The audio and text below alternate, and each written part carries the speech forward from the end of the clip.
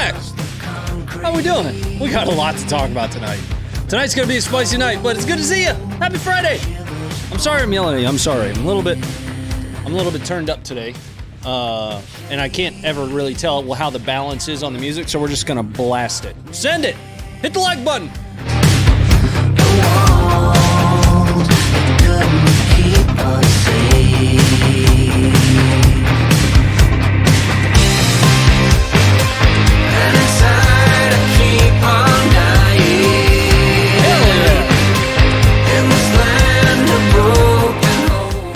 Oh, this is a good part. This is a good part. You ready?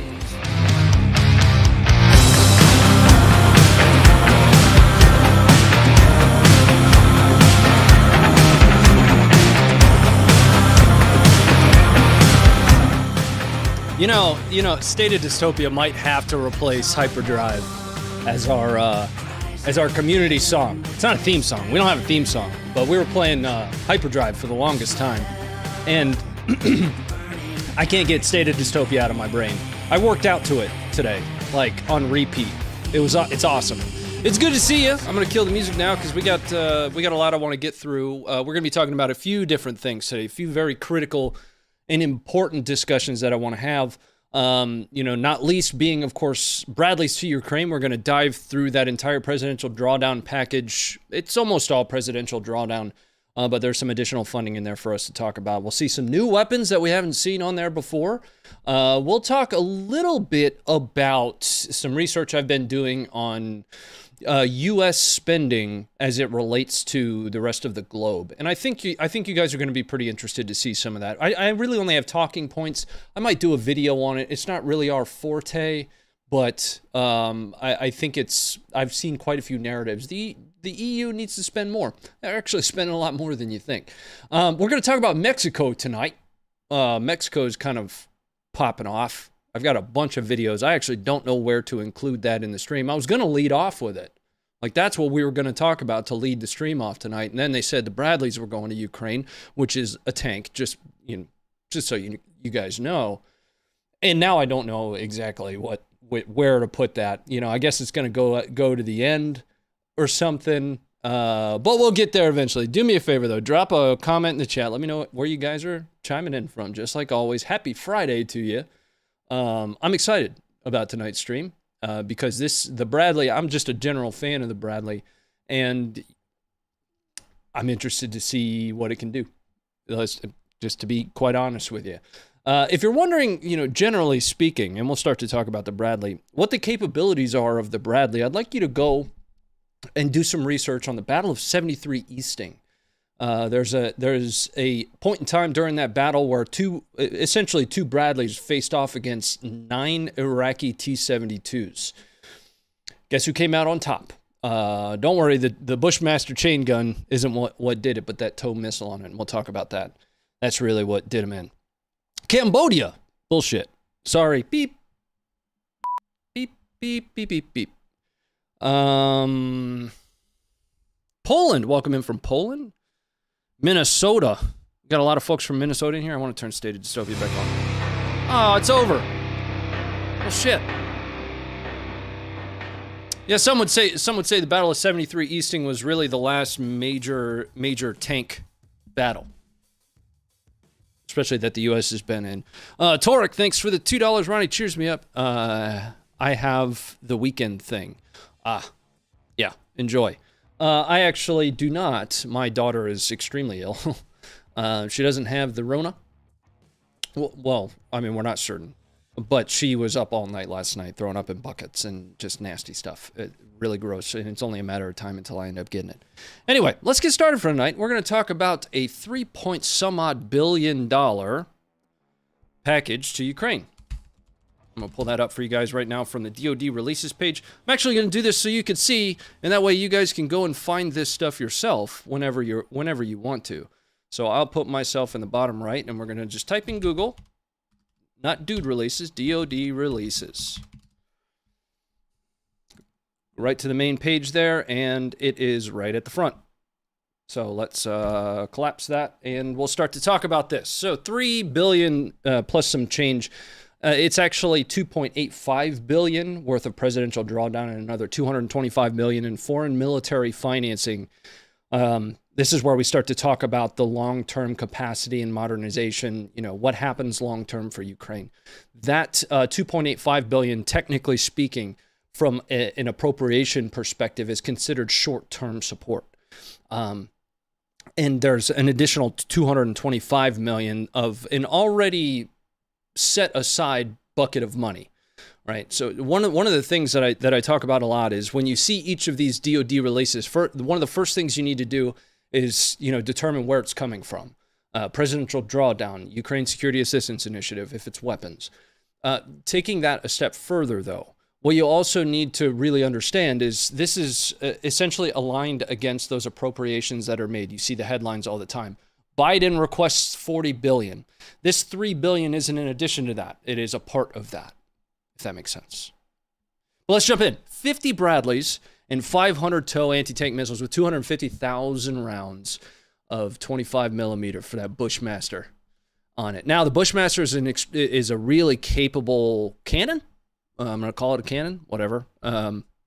There are many different types of rounds. There's high explosive. There's armor piercing, fin stabilized sabot. There's all kinds of extremely effective rounds. I don't know what the makeout of that's going to look like. Hopefully, it's a mix. That averages, I did the math on this, to 5,000 rounds per vehicle. Now, there's a logistics chain that would, you know, theoretically follow with that. I don't know exactly how they are going to handle that. I would assume that, you know, prior to this announcement that Ukrainians were being trained on how to use the Bradley in the first place. Additional 113 armored personnel carriers, APCs. These really just have a 50 on the top of them, or a 240. There are a couple, like the Commando 113, which has a turret on it with a big-ass gun.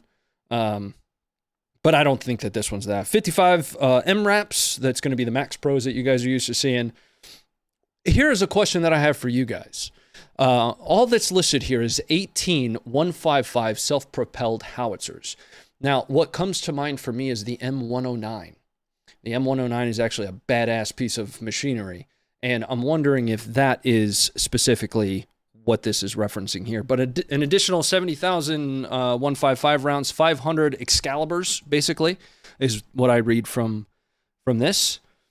The RAM system. That's the first time that we've seen that on there.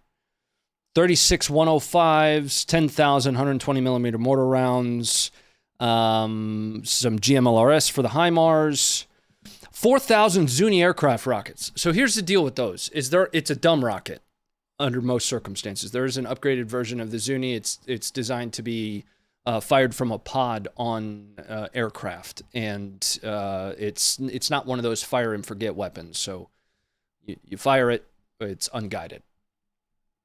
2,000 anti-armor rockets, sniper rifles, claymores, night vision, spare parts, and field equipment. Let's take a look, just like we always do, at the total amount spent in military aid. There's a difference between total spent in military aid versus total spent overall. Humanitarian aid, government financial aid, things like that. This is specific to military aid.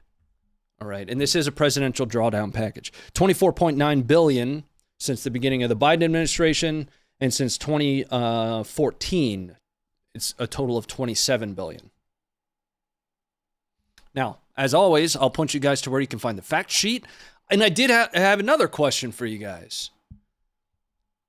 This sentence right here. The Bradley infantry fighting vehicles and other armored vehicles and artillery systems will complement the recent commitment of combat vehicles to Ukraine by Germany and France. The next one, actually. DoD also welcomes Germany's commitment to join the United States in supporting Ukraine's recent requirement for air defense capabilities by also supplying one Patriot air defense battery to Ukraine. Did Germany agree to that?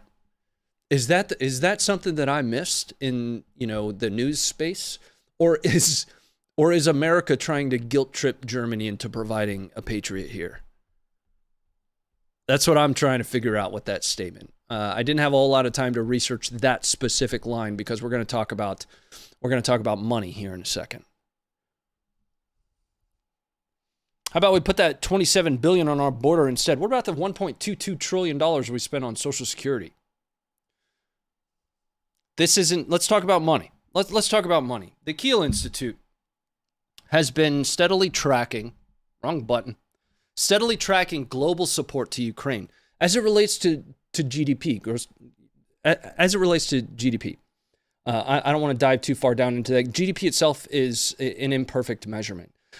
To date, although the United States by dollar value as an individual country has provided the most, we aren't even in the top 5 of value per GDP. Not even close. Not even close. We're actually 9th. Now, the EU, the European Union, has actually spent more, right? If you look at that from a landmass perspective, it's starting to get about close to the United States. From a how much this impacts us, Ukraine specifically perspective, very little, especially when you weigh the risks of not doing it. A lot of people look at the war in Ukraine and essentially do a not my problem kind of deal. Now, I'm going to leave the moral aspect to that alone. Let's talk about this from a national security interest perspective really quick. From a national security interest perspective, it is absolutely our problem, right?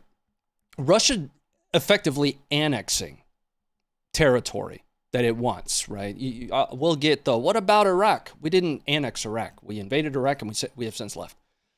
Russia annexing this territory and saying this is mine effectively gives them access to the Black Sea, the Med, all the way out into the Atlantic and the shipping lanes that come along with that. I'm just giving you one example here. 40% of the world's grain passes through that area.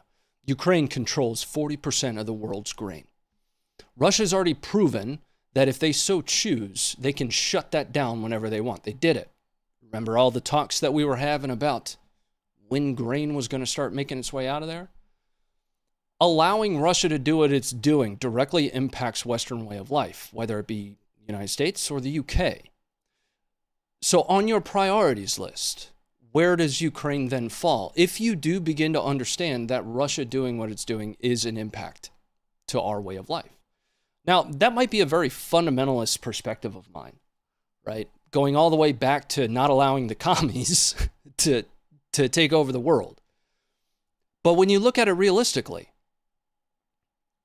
and then you take into account the humanitarian impact of Russia's invasion, it seems like this is probably not one of the areas we shouldn't support. And there are definitely other areas of spending that A, we're spending infinitely more on, and B, what about the ATF?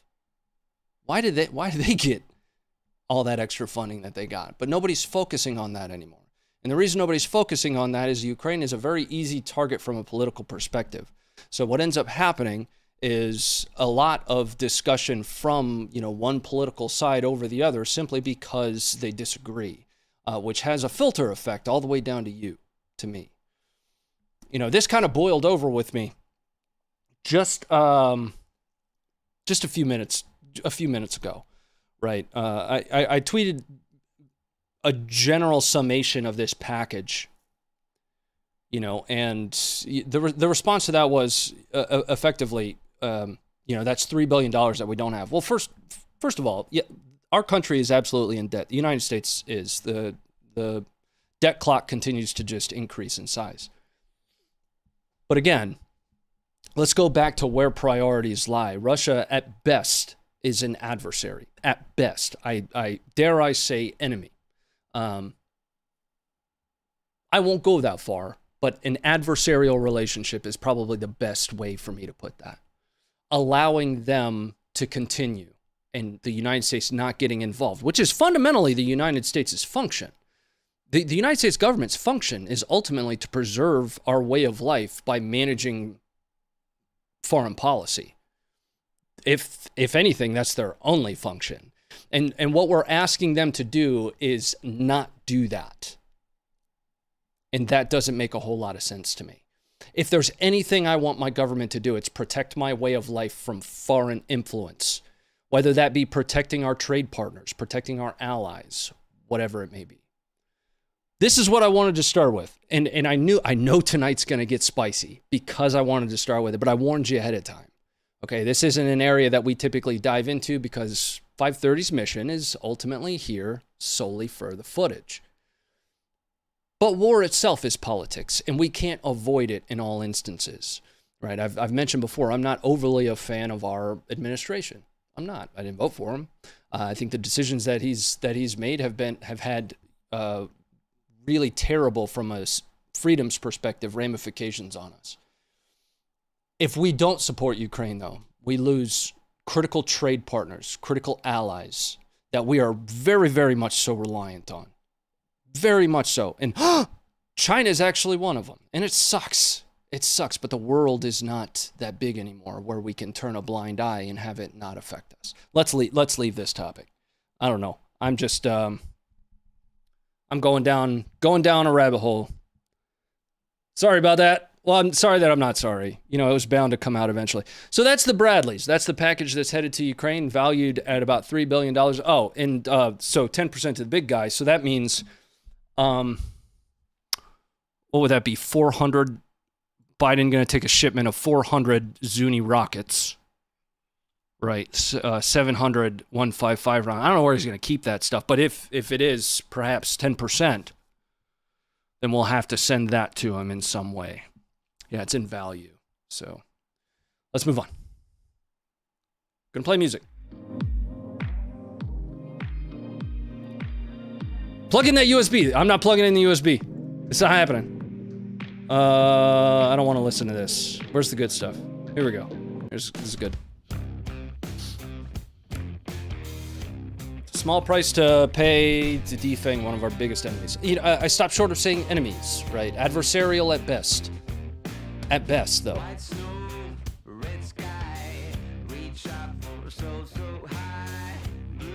Yeah, I'm not plugging in the USB, guys. All right, let's jump to the next thing I wanted to talk about, which is actually just more talking points. So we'll talk about it now. We'll talk about it now. So before we get into the footage, I want to talk about this ceasefire.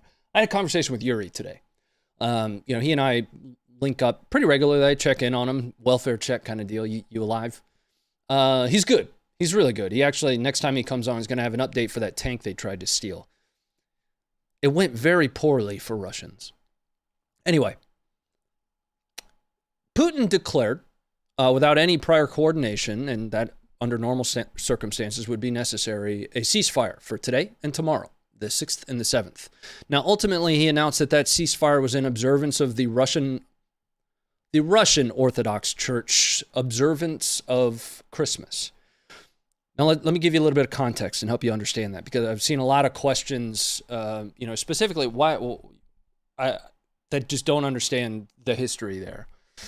Well, back in the 1500s, Pope Gregory changed the calendar up a little bit, and that's how we ended up with December 25th. The Orthodox Church split 500 years before that in like 1052 or something. And they stayed with the Julian calendar, which recognizes Christmas on the 7th of January. Now, here is ultimately the problem with that. Russia announced that ceasefire without discussion with Ukraine. Why is that normally important? Well, you want, typically, if you really value the ceasefire, you would want both sides to discuss that, come to an agreement on the fact that neither of them will shoot. Or, neither of them will break that ceasefire. Well, with that in mind, and this is the way my thought process has gone down this hole. With that in mind, it was done so to set Ukraine up for the failure of, as an eventuality, Russia either breaking that or Ukraine just continuing to ignore it. There is an ongoing narrative in the information space right now that Ukraine is taking action and is anti-Christian, taking action against Christians and is anti-Christian. A lot of stories that are being spread, sharing straight down the middle here, that Ukraine has blocked or removed the Ukrainian Orthodox Church. And that's absolutely not the case.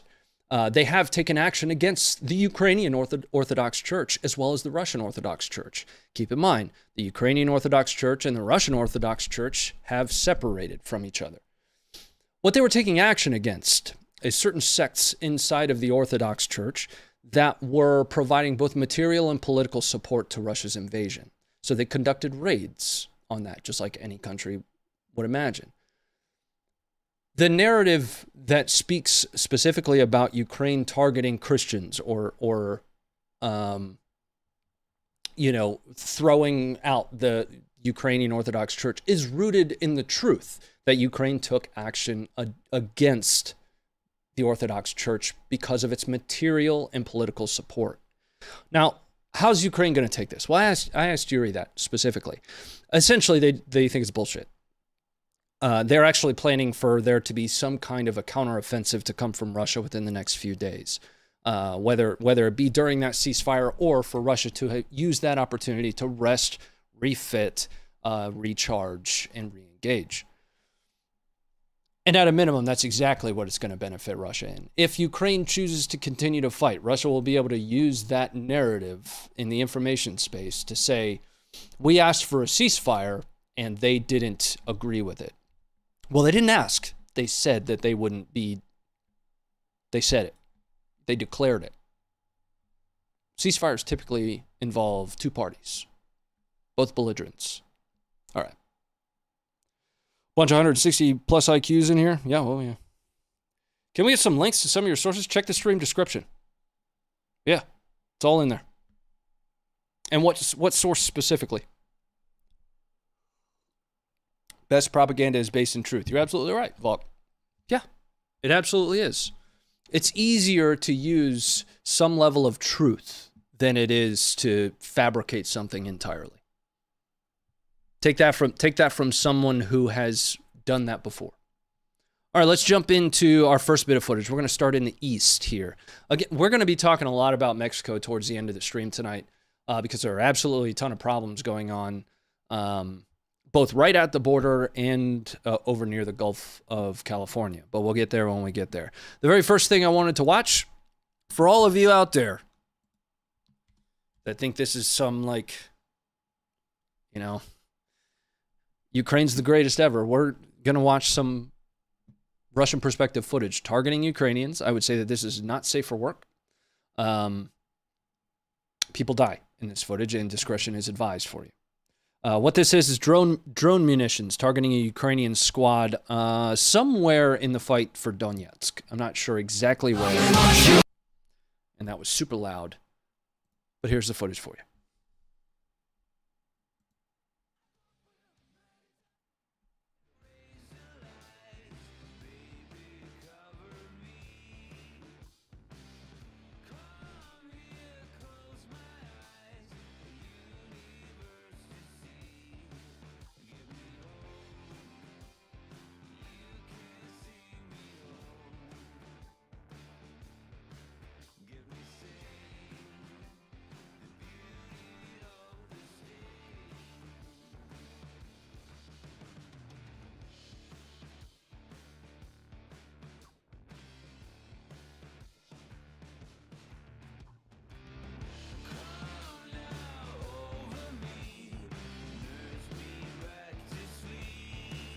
All right, let's come back up. I was drinking my coffee.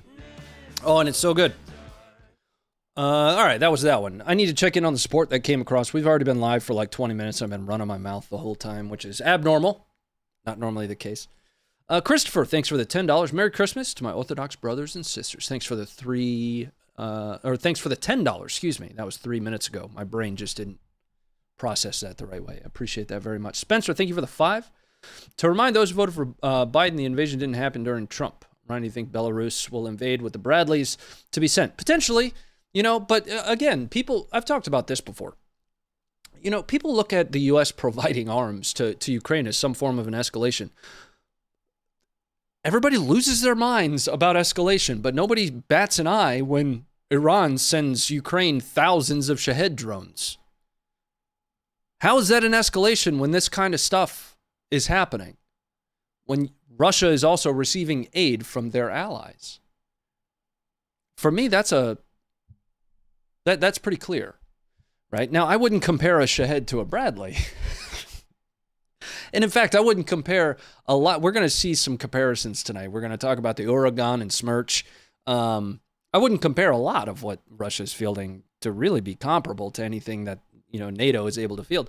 But what's interesting about that as well is, as a part of that research that I've been doing on total value globally provided to Ukraine, because I am very interested. I'm always second guessing myself. If you don't do that, then ultimately you just fall into this echo chamber that you filled with confirmation bias. So I'm always wondering to myself, do I understand this situation clearly enough? Well, I mean, NATO hasn't even engaged with 5% of its heavy weaponry. Again, I urge you guys to check out the Kiel Institute, Kiel Institute. Their work is really amazing. Actually, in response to someone I admire very much, I tweeted that out earlier and said, here's the deal, here's the source, so you can find that on my Twitter. But not even close. Not even close to the capability of NATO. I hear that all the time. Russia's fighting NATO. No, you ain't. NATO ain't got there. NATO's not there. Let's move on, though. Torek, thanks very much for the $5. Plus or minus 7 trillion in U.S. spending, yet people focus on 0.001. That's kind of the point that I was making. I still do understand people wanting to truly and better understand where their money is going. There's nothing wrong with that. I think that there's an over focus on what's being provided to Ukraine simply because of the political value of that. And I'm choosing to do my very best to look past the political issues that I have with our administration and see the invasion of Ukraine for what it is, a direct threat to what I know as my way of life. Torek, thanks very much for the $2 before that. And Blueberry, thank you for the 1026, chiming in from Newfoundland, Canada. Also falling in, might be taking over Sinaloa. Oh, goodness. Yeah, we're going to talk about the cartels here in just a little bit. Thanks very much for all the support, guys. We've got some footage coming out of Bakhmut up next for you guys. This is, we're going to see Russian soldiers attacking a Ukrainian trench. There you go.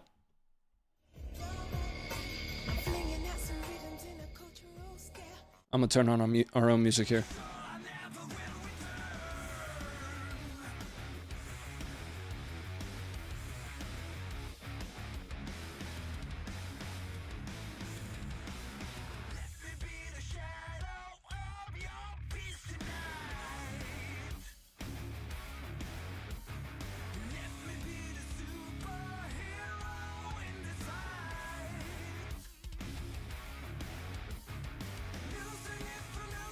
Now, just to orient you to what you're watching here, Russians are pressing this trench from up top.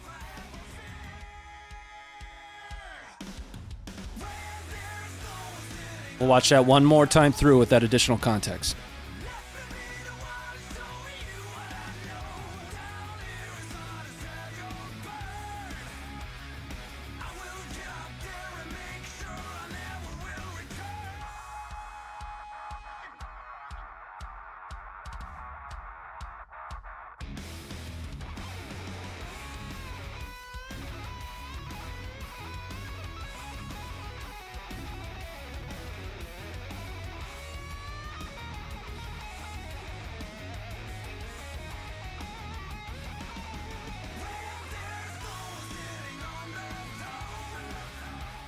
All right, let's bring it back up.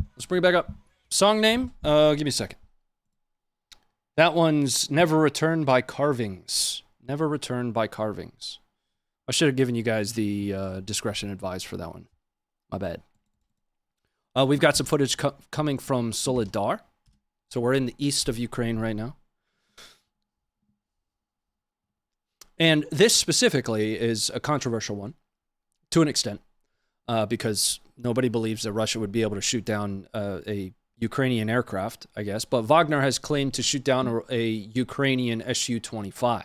This is supposedly footage of that.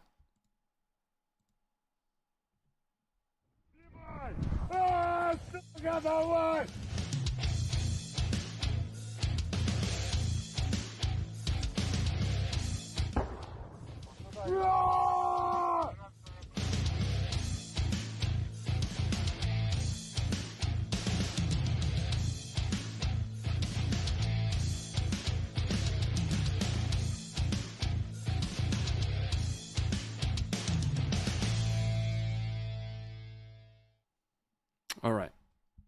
Let's come back up. The very last one I have from the east here is near Kremina.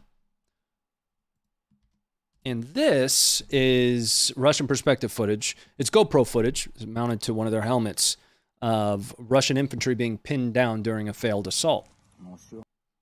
Coming up for you guys now. We're going to zoom through this because I've got some other things I want to cover towards the end tonight.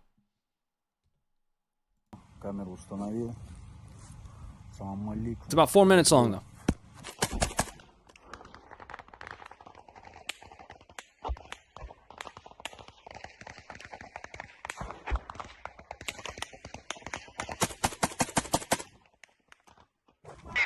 Пошли, пошли, пошли, по чуть, по чуть. Пошли, легли, блядь. Блядь.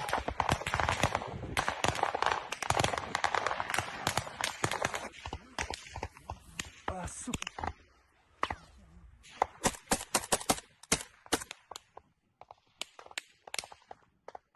Again, these are Wagner. Пошли, пошли, по чуть, пошли. Or excuse me, all we know is that these are Russians.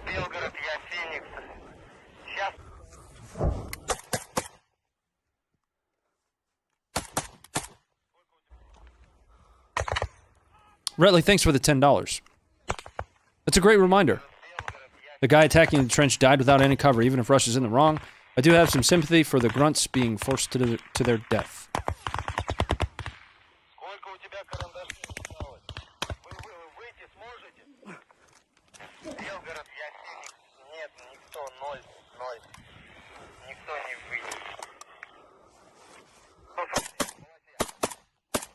Пацаны, вон носилки.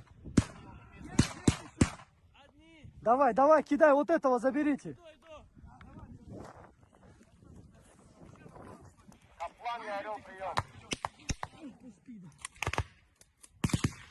Сер, что с ним? Плечо, просто течет. Носилок нет.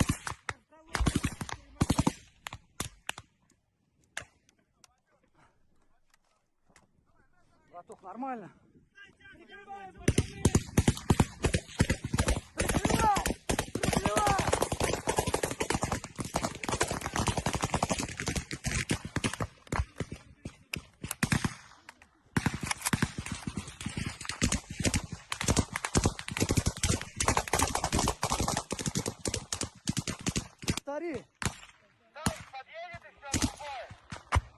What's up, Supreme? 32 minutes late.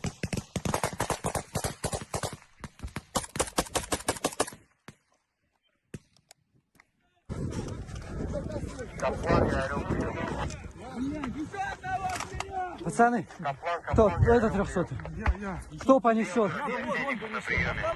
Кто несет, остальные прикрывают. Давай, давай! О, от души, братан. Горец на приеме. Тяжело. Здесь 300-й, брат, нужно. 2 300-х.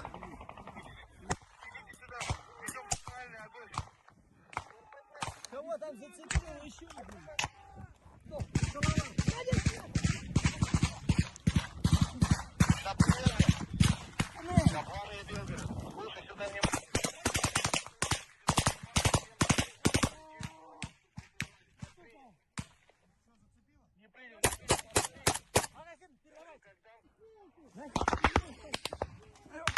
Мать, бля.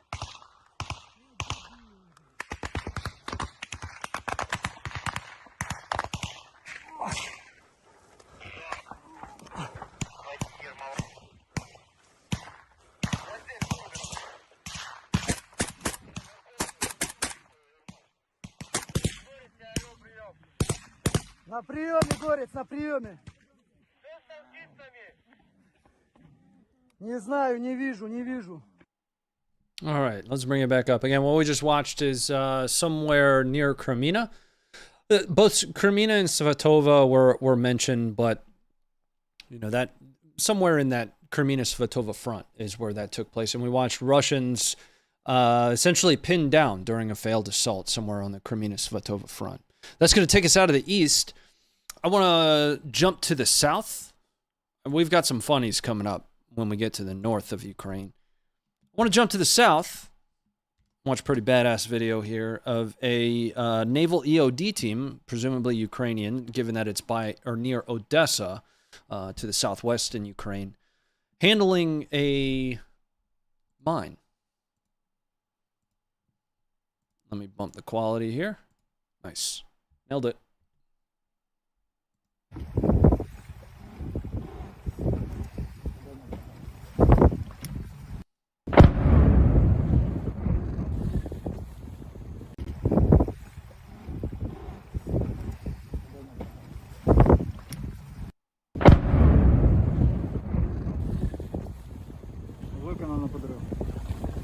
EOD are wild dudes, man. Wild dudes. All right, now I want to get into some footage from the north. Now, a lot of this is going to have the context of Belarus. There's been a lot of discussion, even here, about Belarus, whether or not they'll invade, etc.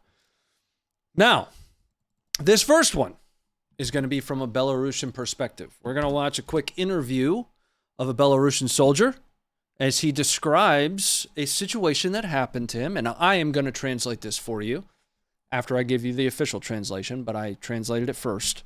I'm going to translate this for you, okay? As he describes a situation that happened to him recently. So you guys want the official translation or my translation first? You answer.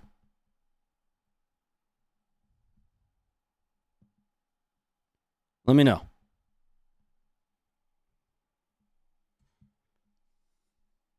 Mine? You want my translation first? Okay. Yeah, that's fine. You were the first one to answer, so let's do it.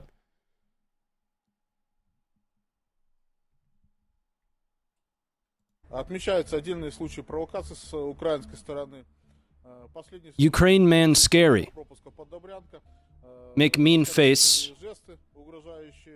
Make me poop. Сотрудники подразделения пограничного контроля на провокации не поддаются, несут службу бдительно, готовы. I'll go back just so you guys can like track it in the same at the same time. Ukraine man scary. Do mean things. Like this. Make me poop. Сотрудники подразделения пограничного контроля на провокации не поддаются, несут службу бдительно, готовы к различным возможным действиям. Отмечаются отдельные. All right, so let me tell you exactly what he's saying here. What he's describing is that quite honestly, he's saying Ukrainians are being mean at the border. He says we observed certain provocations from Ukrainian side. The latest was at the checkpoint Dobryanka. Offensive gestures directed at our border guards. Our border guards don't react to these provocations. We are vigilant and ready for different situations. Like I said, Ukraine man scary.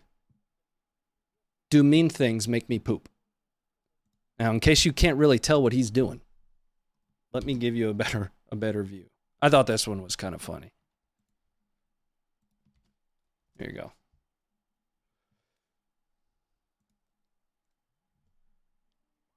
Just in case you couldn't see what he was doing.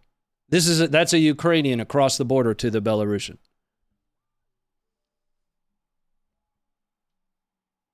So, for those that think that Ukraine isn't in, some way prepared for another incursion/invasion from the north, I would at this point have to disagree. We watched Russia kind of walk right in at the start of the invasion.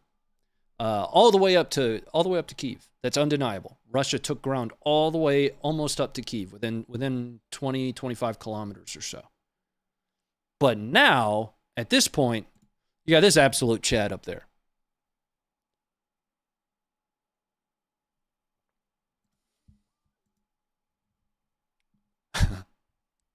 Anyway. Okay.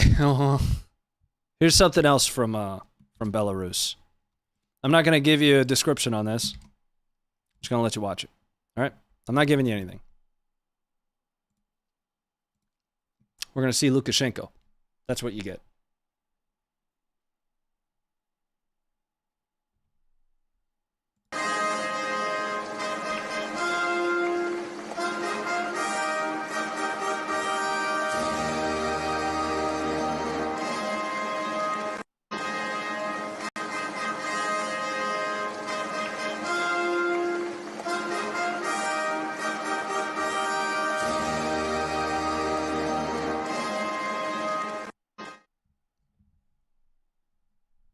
What the man?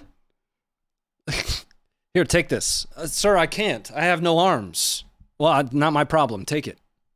Anyway, I laughed a little bit too hard at that one when I watched it. I shouldn't have. I'm sorry, but I did.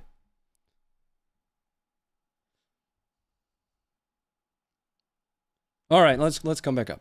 We got some more combat footage to watch. I'm sorry. At least I know that it's wrong for me to have laughed at that. At least I know. That's all I can say. All right, we're going to be jumping into our unknown location footage, and again, when we're done with Ukraine, we're going to see a ton of footage from what's going on right now in Mexico with a little bit of context. We're also going to play a little game called Funker Fact or Fiction. F's in the chat. The first one I wanted to watch, I talked about the Oregon and Smerch earlier. This would be the closest thing that Russia has from an MLRS perspective. In comparison, I get this question a lot because, folks ask, well, the HIMARS isn't that great. And I'm like, yeah, it's actually pretty great. It's actually pretty awesome. Russia doesn't have anything to compare. This is the closest thing. We're going to watch Ukrainians using it, though. And this is what you do if you want an entire grid square somewhere to not exist. Watch this. 333.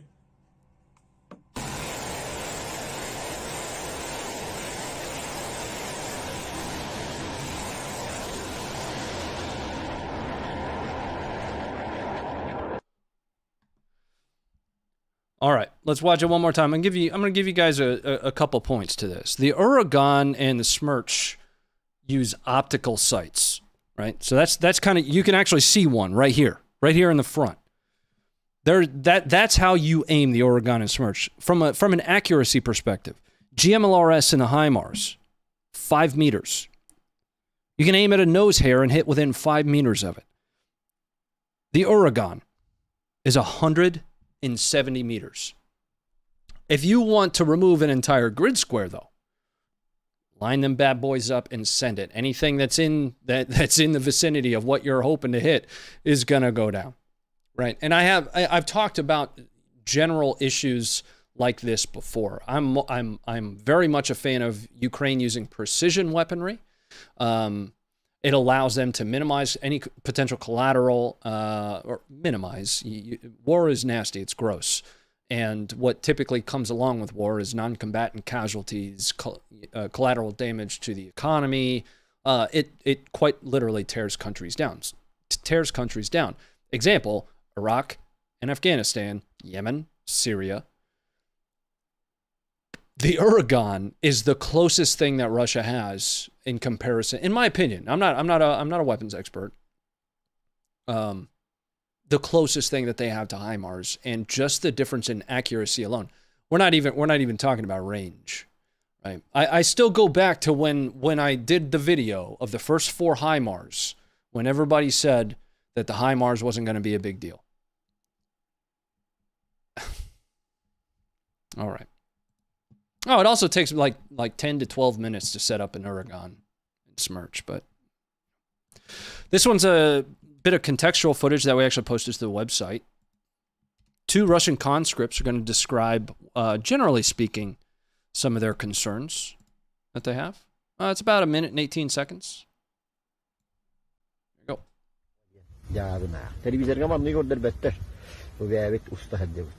go. بدا مرتكره هو يقصي لرجع parade إنجيل بدا دوجي تغيب بيمين أو تيخني كهري خنا واري بده بولار مارك بيختره بيه بلا بده بولار مارك بيخبول هنجامان نبو بيردو وين قبله بيجسنا mobilisasi جونن كله بيتك ما بكله رح دلنا يا بني يا بني ها ما ينير بهت الله تقدر الدم شيء كمان لو نيمل تختخ عارمين الله سيد به لا تبيت ناخذ تيزدو بأستقدت وقت قدت ناخذ Mana передовой манна бешк. Бастыгым бер кайта поехали трана бля аспасо. Тин ас битте бу. Пиздец ачыктан эле. У калиеду хук келбет. Сумма катарама көтө жайнедерим гунду онон иелен. Анда көлбетак бүтүн көдү билет. Армия миши дилетим дагы токтолор ибатак билет. Агыды дехризин хагана. Армия мире. Билет. Де парат каркеримен гөр көдөлөр хай. Техника хуйму. Kartı yeri kantıdır pilat ontunu tığdır bilat. Kuy körbökkün. Bäbeden de tığlıktırın hep. Bardak nakı. Bu pihot evet. Hamaytu. Eli. Siyagardina bedledi beytini zayin. Behe vurduk jonlar bu. Peride oyga. Könnürü jonlar bilat. O kahanara bilat. Toğunu sıvırgı bilat. Hulus falan maran bu bilat. All right. So again, those were Russians. And if you guys are ever interested, just check the stream description. Go right down here, and it explains whatever context we do have. So just to answer some of y'all's question, who are these guys? Right there. Give you a moment on that. In the meantime, Josh McNally, thanks for the $10. Later, can you describe what war with cartels looks like from America's POV if Trump gets elected and follows through on promises? I have no idea what that would look like. I don't. You got to think. Even if Trump wants very, very much to follow through with his promises of erecting a border wall and being tougher on the border, there's a reason checks and balances are in place, right? As long as the United States is under a two-party system, true, real progress on any issue is next to impossible. Mark my words. It is, and I am not a politics expert. I'm not a weapons expert. I'm not a Ukraine expert. You know, I am just a guy that is sitting here on the internet with you, watching other videos on the internet with you. So it's really difficult to truly describe what that would look like, right? I mean, we're already providing material and aid support to Mexico, at least at some level. That's an area that I'm, not as familiar with as I'd like to be. I'm starting to get there though, especially with all the footage that's most recently coming out. We focus our knowledge base really about where is the footage is coming from. So as footage gets released, if I'm not familiar with the area or the situation or the context, we research it. Right. The next one, oh wait, before I go back here. Matthew, thank you for the $20. Thanks, Ronnie. Thank you for the $20. Richard, thank you for the $1.83. Matthew, thanks for $20, man. Dave Champagne, thanks for the $5. Retley, thank you for the 20. I'm not defending the injustice of how Russia's military is acting. Some people in the comments felt the need to attack me for my opinion, when all I said is there an unfortunate sacrifice of both sides. You're speaking to the human sacrifice, right? The how war is nasty and ultimately one way or another humans die. And I'll tell you that if the mods, one of the things I like to say a lot is you attack the idea, not the person. And if the mods, regardless of how long you've been here or what you do or whether you support one side or another, find you attacking other people, they'll probably try to give you a chance, but you're going to be sent on your way, right? Alternative views and opinions are more than welcome, but there is a way to raise those without attacking people rather than the idea, right? Like the idea that some people stand to wipe. I'm not going to attack you for being a stander. I'm just going to tell you that that's really awkward and I don't truly understand how it's possible that you could do that. Let's move on. Now this one's interesting. Somewhere, some of this footage is starting to get really cinematic. And that's really what interests me the most about this. This presumably is a Ukrainian chopper popping flares somewhere near Donetsk, but I don't have an exact location on it. Now, the reason I think this is a Ukrainian chopper, though, is who's filming it. They don't appear to be in any real duress, worried about a chopper being overhead. But I don't know. I'm going to play our music here.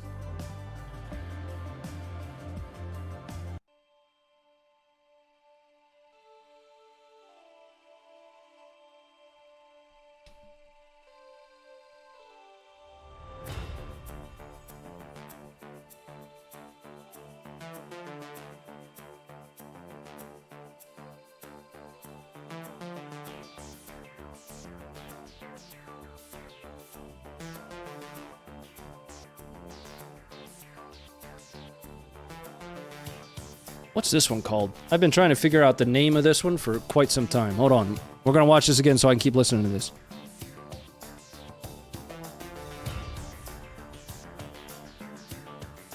Something's Lurking in the Water by an unknown artist.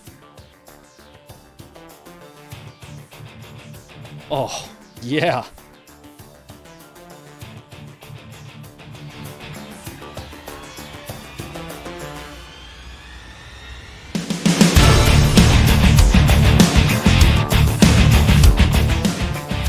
Anyway, all right.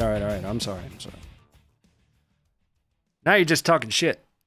I see what you did there. Tarek, thanks for the $5. Would Mexico even allow the U.S. Into Mexico to perform military operations? Depends on how bad they're getting their ass kicked, I guess. Against the cartel, that doesn't seem to be possible. Yeah, again, you know, the footage that we're going to watch tonight shows some pretty wild stuff happening. I mean, wild. You know, you got Barrett 50 cals shooting at commercial airliners and people trying to take off in commercial airliners, taking contact. Just normal civilians. I don't know. I don't know what the catalyst would be for them to allow us to provide that kind of aid. All right. But before we get there, we're almost there. I've got 2 more videos before we start to talk a little bit about Mexico. You boys like Mexico. We're going to see Ukrainians operating what I believe is an SPG-9. I'm sure somebody can correct me.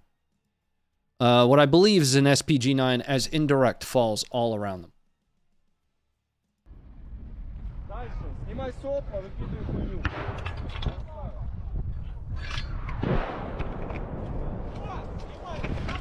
Сапог! Снимай прицел снимай, Киев.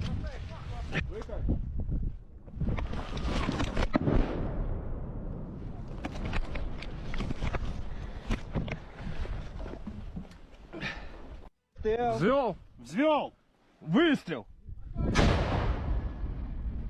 Дальше, снимай сопла, выкидывай хуйню.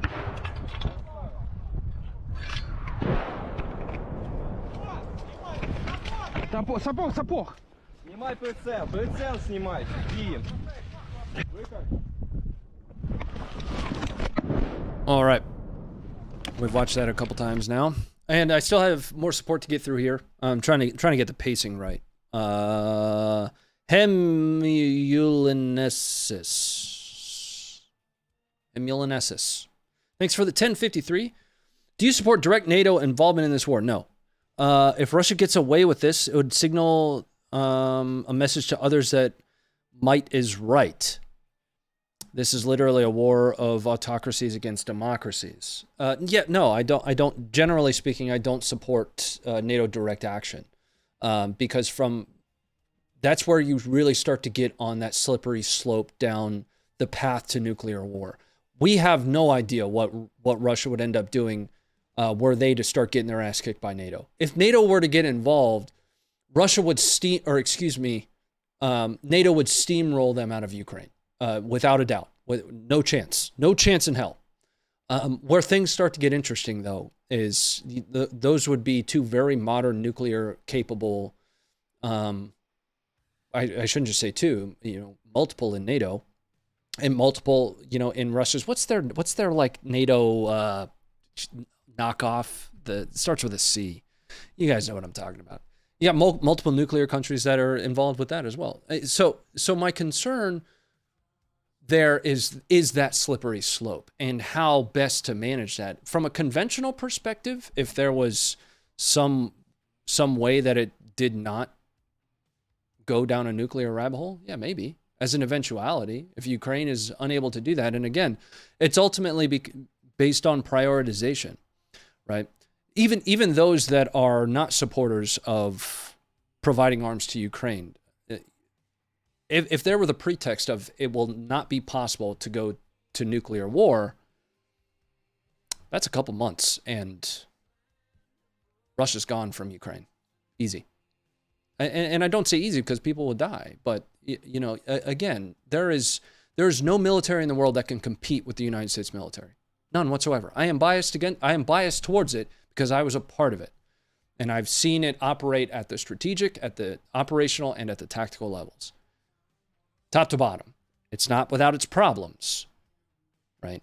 But you combine that with the rest of the capacity of NATO against what we see happening in Ukraine right now, and it's game over. Where the line is That is a nuclear-capable Russia that we don't know. We don't know what their true red line is. We don't, because we've already played with the red lines that they've put in the sand to date. Roger, thanks for the 551. I missed that one. Your local gynecologist thinks for the 10. Doesn't Russia have the TOS-1 MLRS? No. Yeah, they do. That's not a competitor to the HIMARS. The TOS-1 is, in relation, wildly inaccurate. Much, much less range.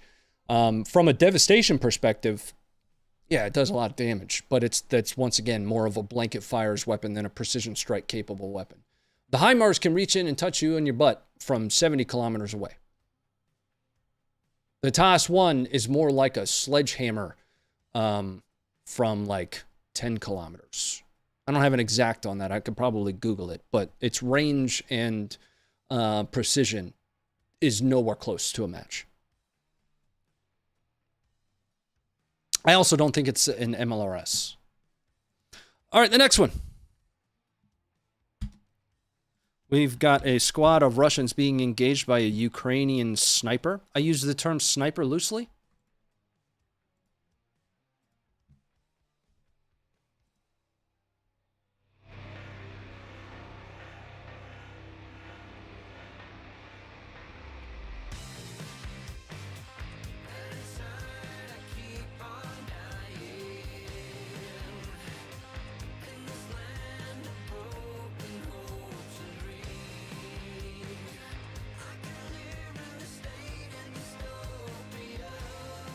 Do you think the S-300 is better than U.S. air defense? No.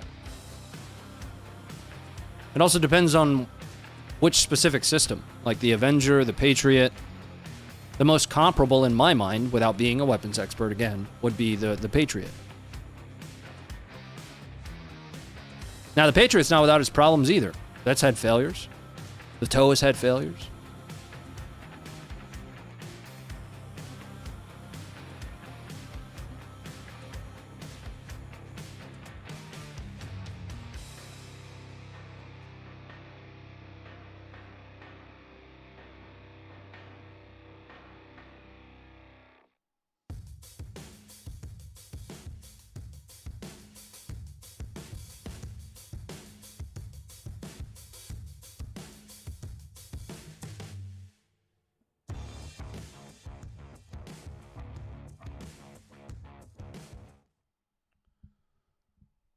All right. If not direct involvement, do you see any other possibility to end this war? Being scared of Russia's nukes? I would say it's not being scared. It's just general preparedness for that because, well, yeah, it is scared. Nobody wants nuclear war, man. You know? And I don't think it's playing into their hands.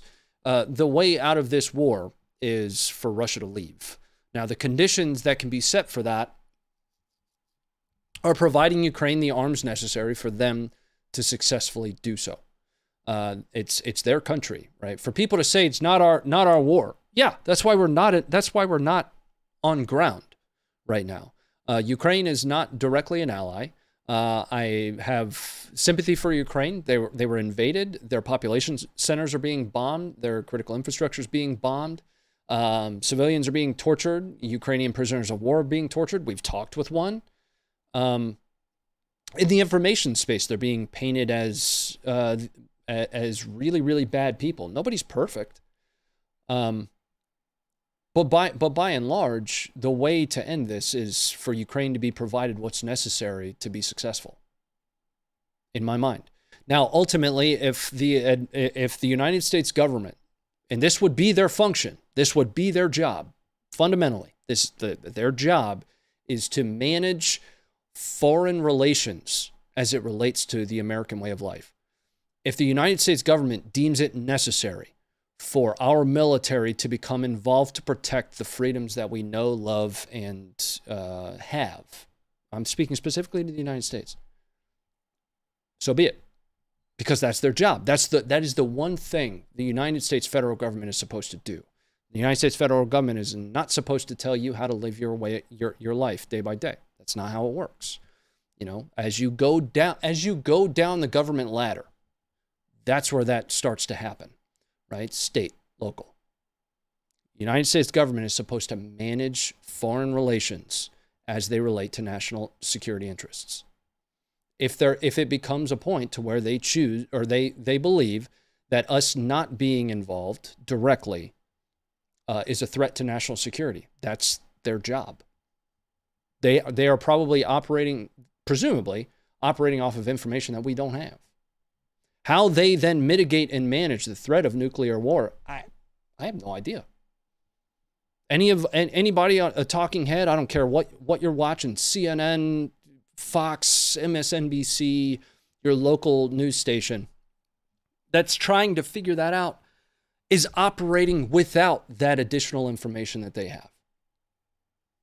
Without it entirely. I also, on the flip side of that coin, used to believe that those that were in power, in government, even in corporate, C-level type positions, CEO, CFO, were the best of us. That they were the smartest of us, that had all the answers. That's absolutely not the case, right? So the way something should work and the way something does work doesn't always line up. All right.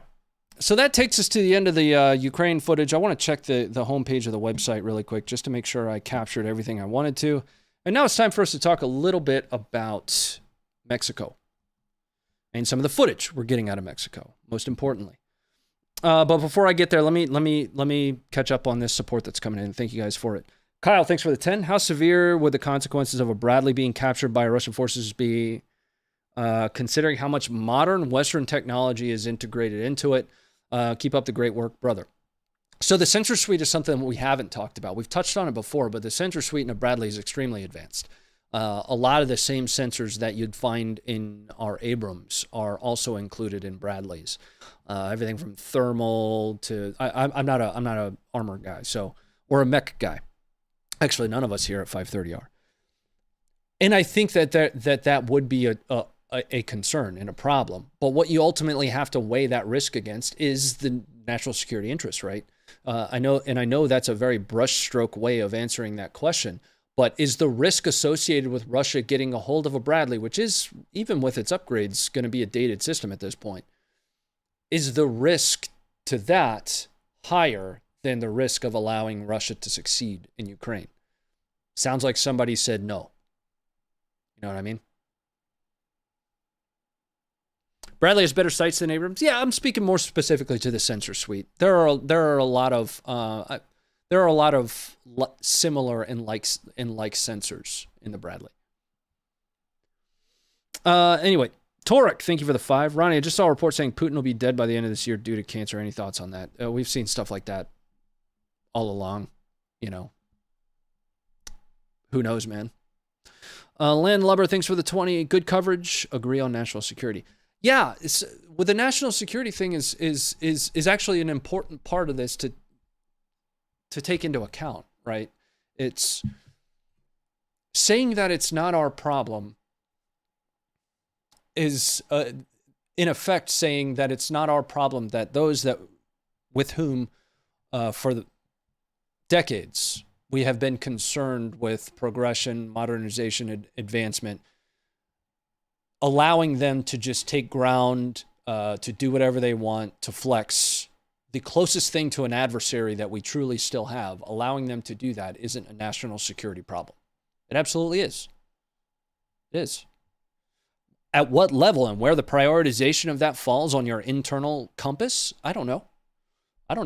For mine, it's pretty high up there. Because again, the federal government's really involved in a lot of things that I personally don't think that they should be. This is one of the things that I want them to be involved in. One way or another, I want this to be a focus point for them. Whether they prioritize it the exact way that I want or not.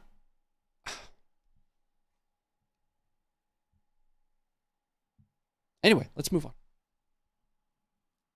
All right. So let's start to talk a little bit about Mexico. We're shifting into Mexico. I realize the title is a little bit weird. Biden has a pending visit to Mexico. And just prior to that, ironically, whether purposefully or not, I don't know, El-Chapo's son, El-Chapo being currently in prison, was arrested Sinaloa Cartel.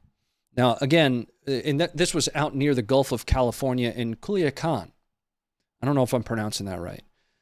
But since then, gun battles in the street, ambushes of Mexican army, the shooting at passenger planes while they're still on the runway has just been going crazy. The very first thing we're going to watch here from Culiacan is a Mexican airliner from Aeromexico sitting on the tarmac on January 5th, so just yesterday, on the runway of Culiacan International Airport. Here you go.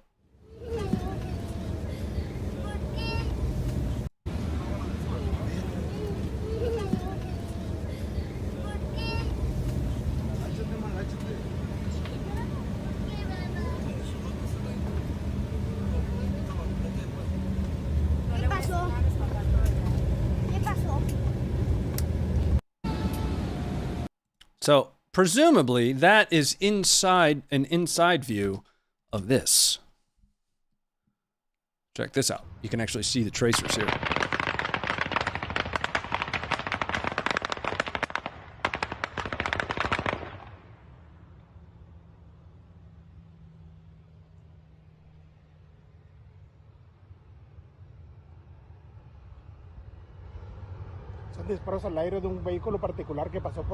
What part of Mexico is this? I will give you guys, we can go to the map. We can go to the map on this one. This would be Western Mexico. We've watched some footage most recently of Nuevo Laredo, just across northern Mexico, right there on the Texas border, right across from Laredo, Texas. But let's go to Google Earth. Coming up for you guys here in just a minute.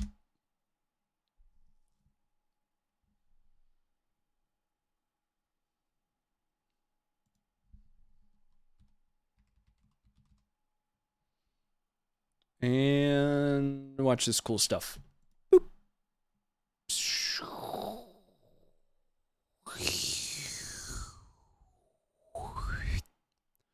That's Culiacan.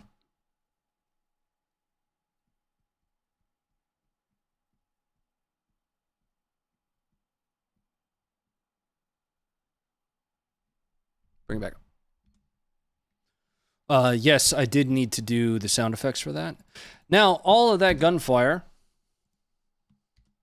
not that specific gunfire, but all of this has resulted in at least one military aircraft being damaged and forced to do an emergency landing. This is a Mexican Military Airbus C295 being forced to land because of gunfire.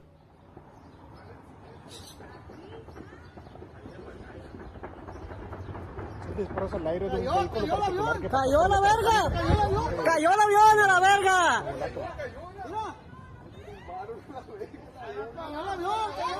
Cayó el avión a la verga.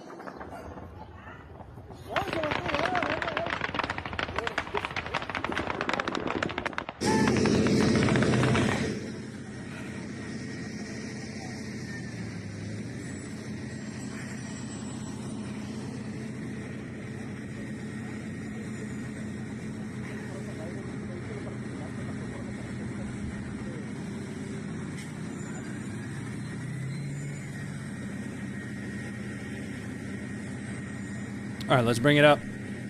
That's about the tail end of this.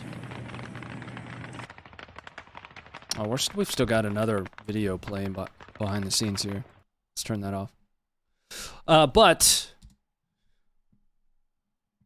this includes this wild video where they're firing a iron sight, the cartel specifically, an iron sight Barrett 50 cal at like a passenger airliner flying overhead. Here.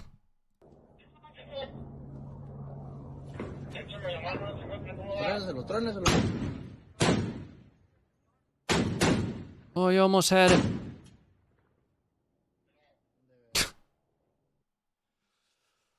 But from an armament perspective, take a look at this. The Sinaloa Cartel is very, very heavily armed.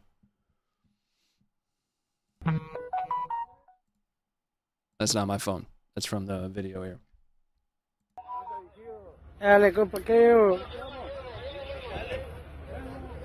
Looks like that was a 338, maybe a Barrett. I didn't catch it.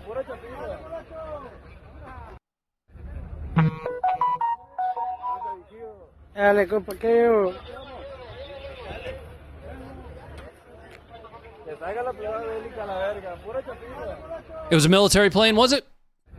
Okay.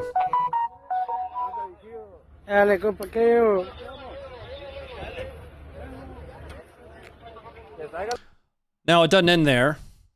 Speaking of what the Army's doing about it, is they're getting ambushed. So this includes an ambush of a Mexican Army checkpoint. Once again, Sinaloa Cartel. And all hell absolutely breaks loose here. Se enojan. No, ahí quédate viendo la tele.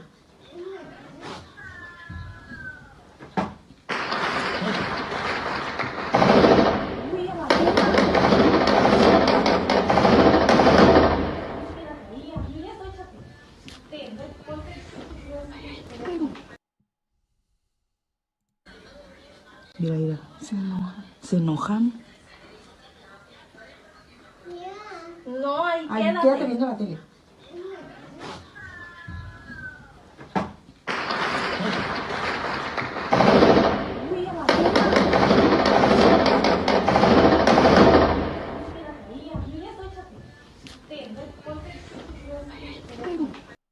Now, there are also reports of an entire Mexican Army unit. I couldn't find any video, and I wasn't able to do a whole lot of research down into that. That was supposedly wiped out.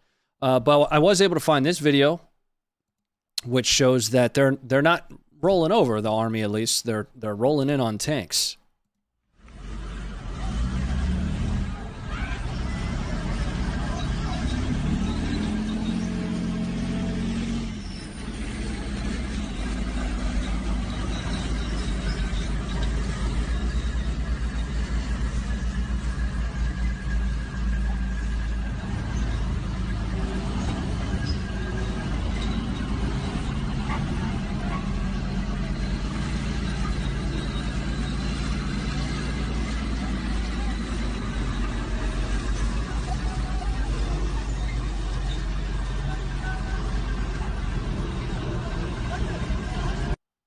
Got tanks and APCs there. All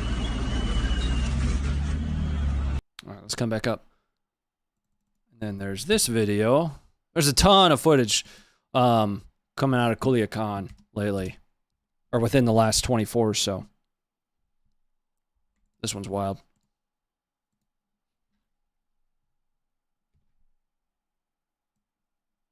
Presumably a Mexican Army chopper.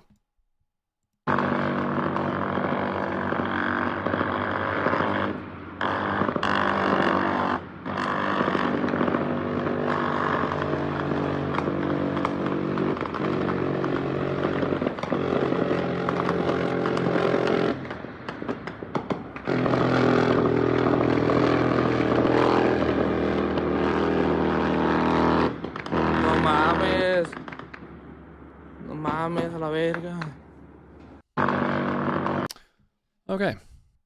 Hey, by the way, I've seen a couple comments. Mods, if somebody's being racist in the chat, ban them. No second chances on that. Yeah, you get the fuck out of here. Oh, beep. Sorry. The last video I wanted to watch until we're actually going to do a Q&A section. I'm going to open up the Q&A here in a moment. We're going to play a game of Funker, Fact, or Fiction. There's a video. I'm going to let you watch the video. It's actually kind of badass. And you guys tell me if this is from a current conflict or if it is old. Here you go. It's actually John Wick.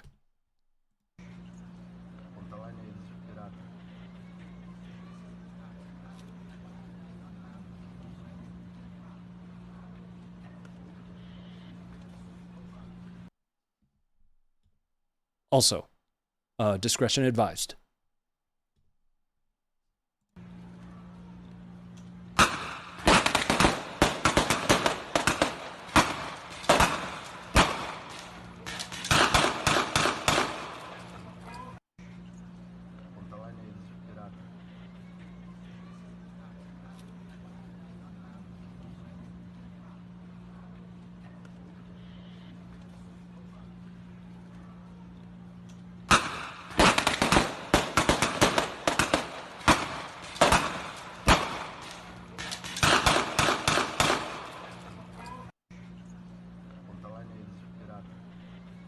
right, so here's our understanding of this. So when I sent this across to the guys and said, holy shit, look at this, watch this dude slide down the stairs here. Will has seen this before. It's from Rio in Brazil. It's being passed off right now, and even we make mistakes, but it's being passed off right now as footage coming from out of Culiacan. But our understanding of this footage is it is from Rio, from a favela. The slide, yeah. The slide got me.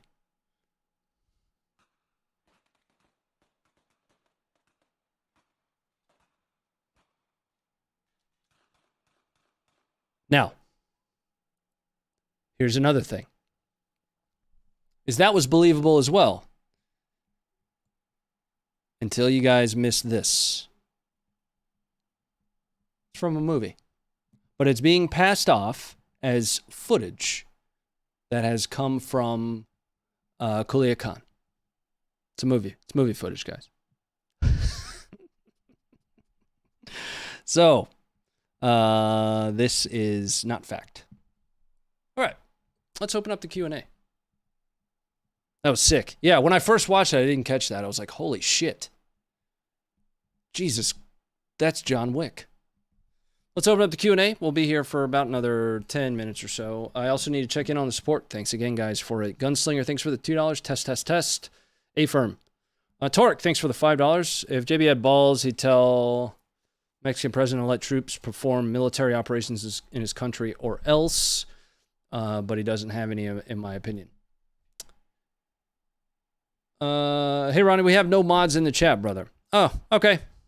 Then I'll start managing it a little bit. We had some mods earlier. Sonny or Chris, thanks for the $1.99.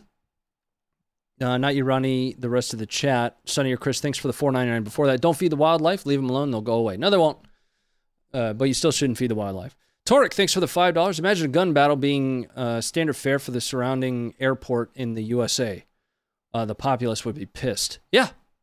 Yeah, and the biggest concern on everybody's brain right now, and too many people draw like a 1-0, we can and we can't, with Ukraine and the southern border. The biggest concern is that spills over the southern border. This is happening with our neighbor to the south, for those of us in the United States. And there absolutely needs to be attention on it. To what level we are actually providing the attention rather than what's being, kind of shoved down the media throat to us, I'm not certain, because it's not an area that I've spent the same amount of time researching as I have the war in Ukraine. Anyway, I want to open up the Q&A section. Engage, start Q&A, AMA. Let's do it. Start. I'm gonna turn some music on. We'll kick back and hang out for a bit because we got another 20 minutes or so, or 12 minutes. And I can't see the standard chat. All I can see is the Q&A section. Boom! What's up, Belong? How are you? Lord's Brewing Company, thanks for the $2.45. Hey, Ronnie, we have no mods. Oh, yeah, I already saw that one. Pancakes or waffles? I'm a pancakes guy. I like pancakes.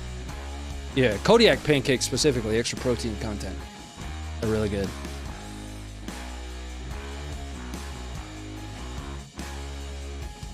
Can I ask if big butt so what, or will I get banned? I don't even know what that means. Most important question, lace, leather, silk, or cotton tonight, Ronnie? You know better. Best whiskey. I love Blanton's. Blanton's is my favorite. Not a question, but nice hair. Thanks, man.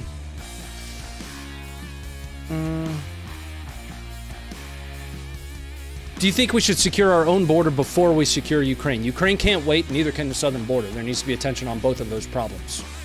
Very much so. Can you put your music playlist, please? No, I can't, because I have an Epidemic Sound license, and that's what allows us to play this. So it's not like just a Spotify playlist.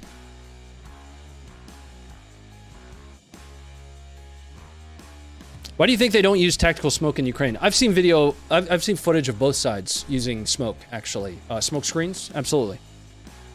How often do you stream? Love the website. We stream Monday, Wednesday, Friday, 6 p.m. Eastern Standard, right here, and then I follow this stream up with my own personal stream over there where a lot of the community comes by and hangs out. Tonight, you guys will get to meet someone very special to me, somebody that most of you haven't met.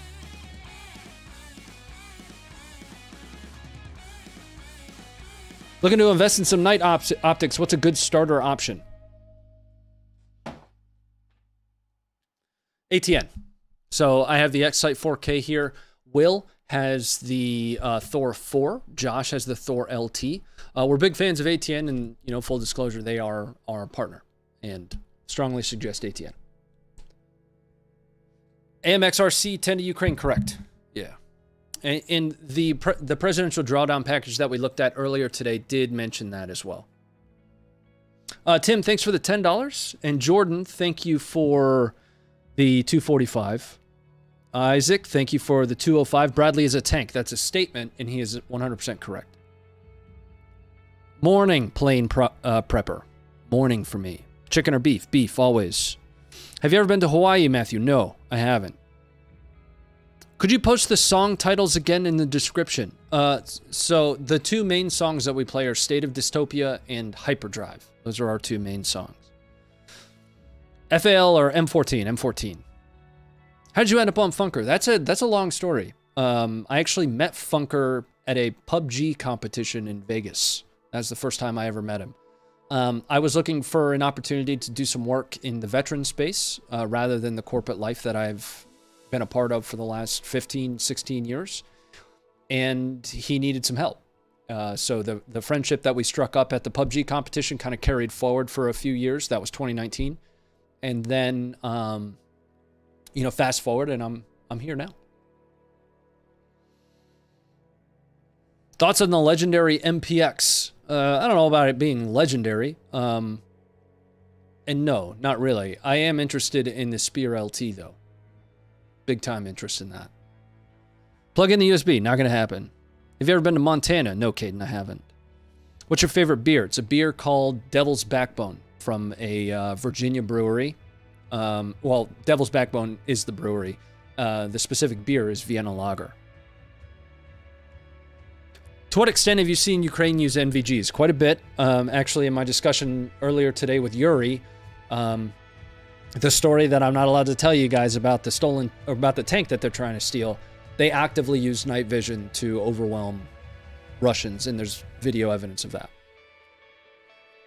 Miss T-Mag, thank you very much for that. Appreciate it.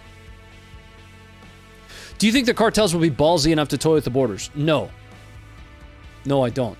That being said, they still do, just not overtly.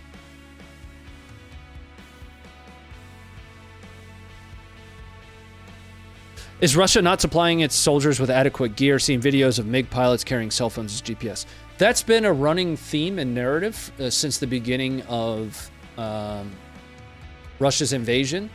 Basic logistics, basic mission command functions. Mission command consists of everything from intel to logistics to, actual direct action. But basic mission command functions are something that Russia has struggled with, especially with multiple fronts. So even if they open up a front in the north, I begin to wonder whether or not they'll really truly be able to manage all of those different fronts that they'll have again. How am I doing today? Always good. Some of the days suck, but grand scheme, I'm in control of that. Not every day is easy. My problems are going to be relative to your are relative to me is what I'm trying to get at. My biggest problem in the world could be your speed bump. Your speed bump, might be somebody else's life-threatening situation. Do you think Putin really has cancer? No. If I had to put a personal, pin in that, no, I don't think so. I think that's information warfare.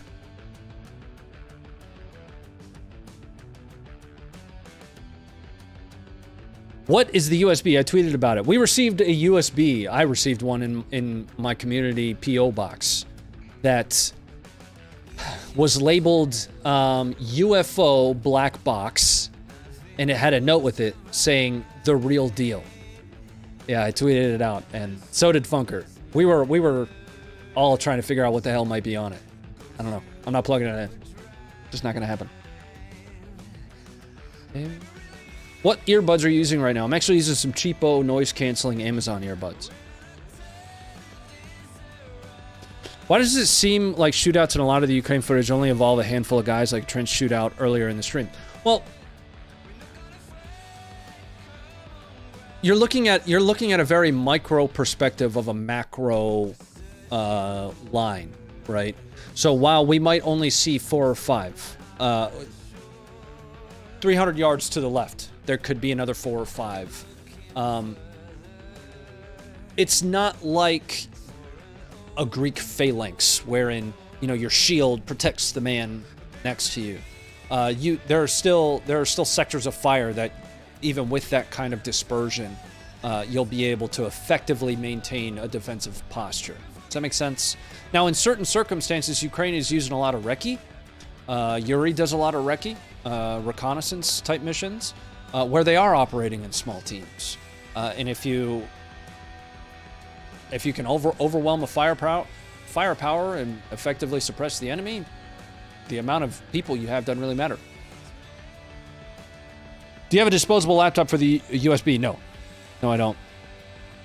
Can you tell the meaning of your right arm diamond with the A-Ted? Yeah. So once upon a time, I thought I was going to be a musician, and the diamond is the Fender diamond. I don't know. And the A inside is for me and only me. What do you think the career expectancy of a Russian general is? I don't know, 2 weeks? Depends on how active they have to be performing stuff like forward observation. But that goes back to Mission Command. Mission Command is overly reliant, I shouldn't say overly, it's purposefully reliant on NCOs. And Russians having a very, very poor NCO backbone is ultimately resultant in general deaths. Like, that's literally why that happens. Russians are on front lines, at least they were earlier in the war, giving direction where NCOs should have been doing that. Do you have any tips for studying for the CISSP? Take a boot camp if you can. I have my CISSP. It should expire here soon. But I just jumped straight into a boot camp. Talk off stream tonight, immediately following this. Correct. Yeah, we're doing community games tonight. Is there any reason for us to think the Russian nuclear arsenal is in any sort of working order compared to what we've seen from the rest of the military? I've talked about that before. I have no idea what the state of their nuclear arsenal is. No idea. I'm also not a nuke, you know?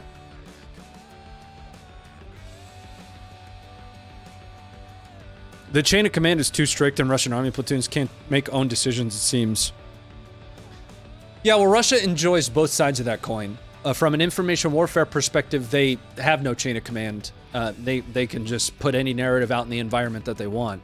Their general lack of red tape when it comes to stuff like that is what makes them so good at it. And it's what makes us not as good. In fact, when I was coming up in the information operations space, we studied Russia intently on exactly how, they were beating us in information warfare. Do you play squad as well? Yeah, I have been known to play squad. Yeah. Breads are so much heavier than what the Ukrainians are used to. They need to be very careful or lose them in the mud fields. So there's a lot of discussion that I've seen about that as well. From a capability perspective, yes, the Bradleys are going to be a massive capability increase, but it's going to be vastly different than historically what they have. Now, that being said, they do already have the M270. The M270 is based off of a Bradley platform. So from a maintenance perspective, from a drivetrain perspective, there's going to be some similarities there. From where it can and cannot go, there should be similarities there as well. So you have lessons learned already on ground.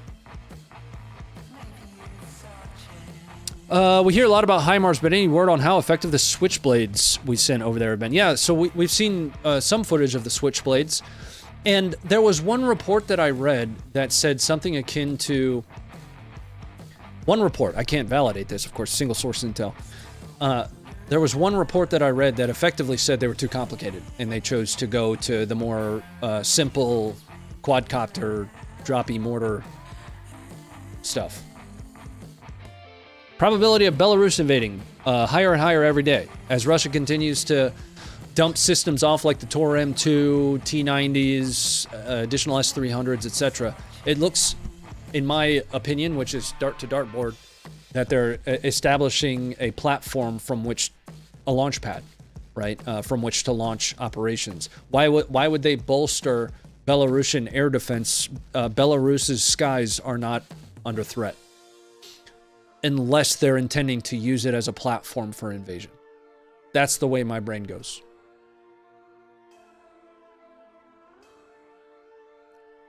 Bradley versus Martyr. Don't know enough about the Martyr.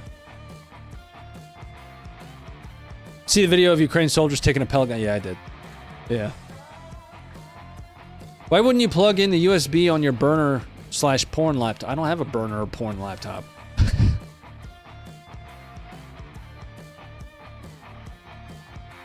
Why can't most of the videos we can't see the enemy? Is it the video quality or is it they're actually very well hidden? There's a very simple answer to that. There's two, actually, it's a two-sided answer. One is by the time we get to videos, they've been downloaded and uploaded 3, 4, 5 times. Going direct to the source is always most ideal, especially with modern cameras and how high quality they are.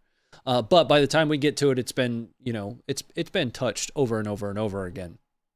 You know, most of the time it's even Reddit.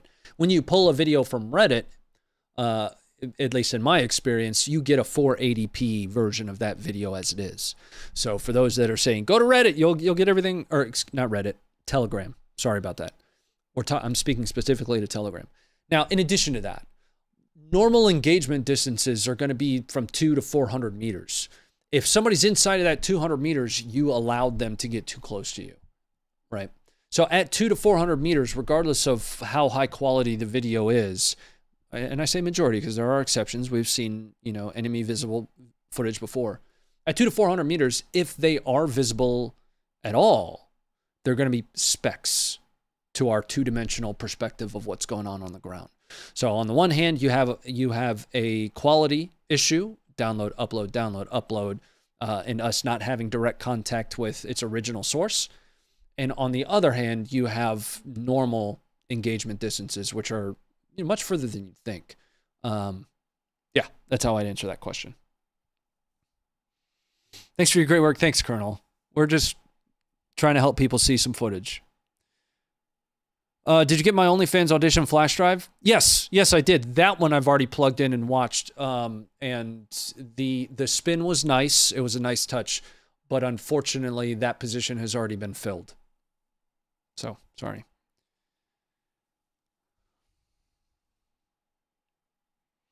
Did you hear that Germany has offered to send Leopard 2 tanks next time? Yep.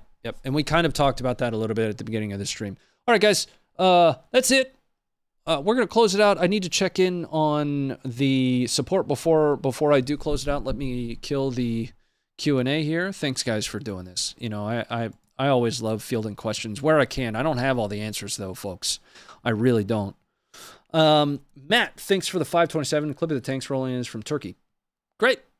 Thanks for the additional clarity on that. See, like I told you, you know, if that is actually the case and that wasn't from Mexico, happens to us too.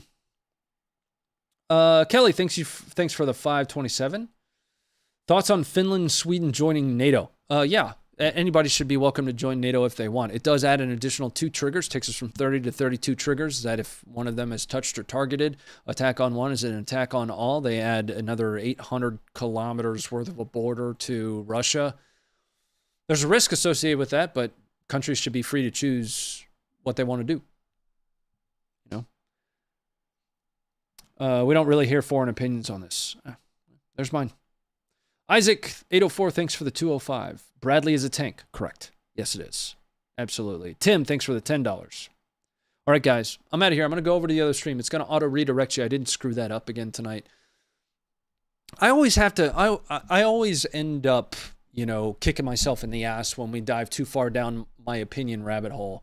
And we started off the stream with a lot of opinions. What you absolutely should be doing is always considering an alternative perspective. That is the most important takeaway that I think I could ever hope to impress on you.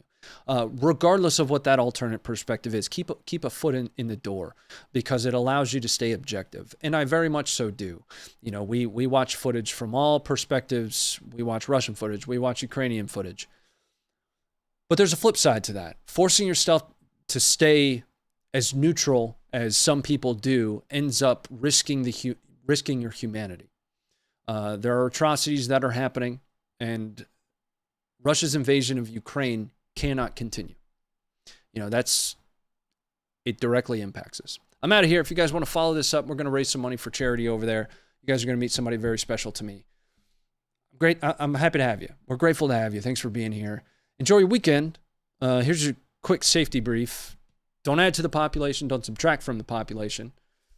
Don't hurt anybody. Don't kill anybody. If you do kill somebody, try to get away. If you end up in jail, establish dominance quickly and stay informed.